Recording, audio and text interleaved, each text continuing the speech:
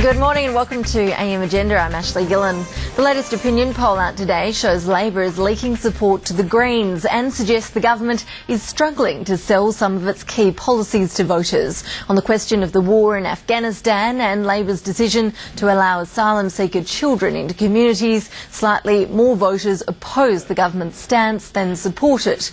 Public opinion about a carbon price and whether to prioritise farmers or the environment when it comes to the Murray-Darling Basin, it's also pretty much split down the middle.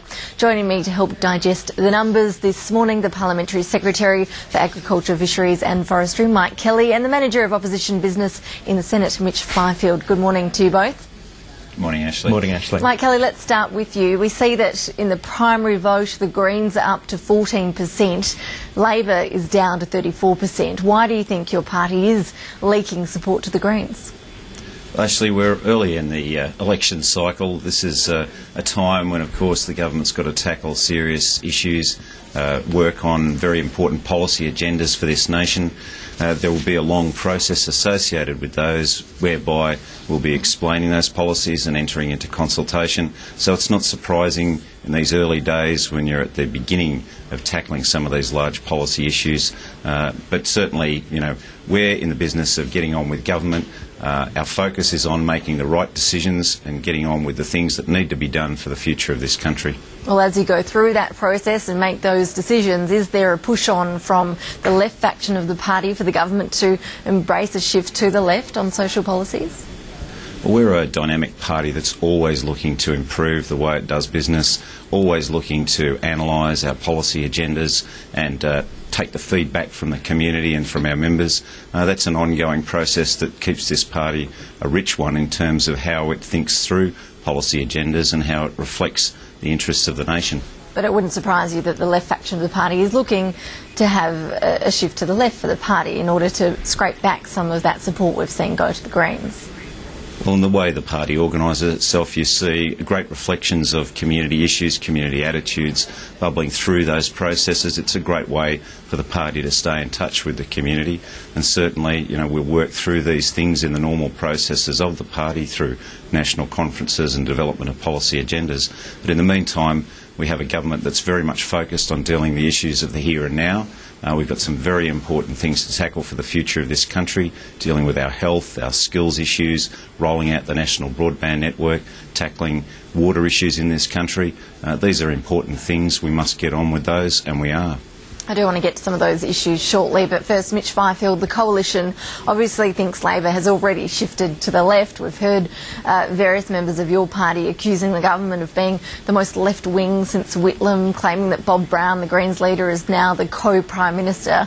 Isn't that just a bit of a fear campaign on the behalf of the Coalition?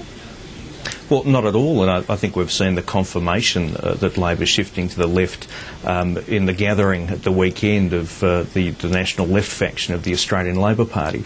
This is a government that doesn't have an agenda. That's reflected in today's opinion polls, where on a number of policy areas the public is pretty evenly split, and I think that's because it's entirely unclear in a lot of policy areas what the government's plan is.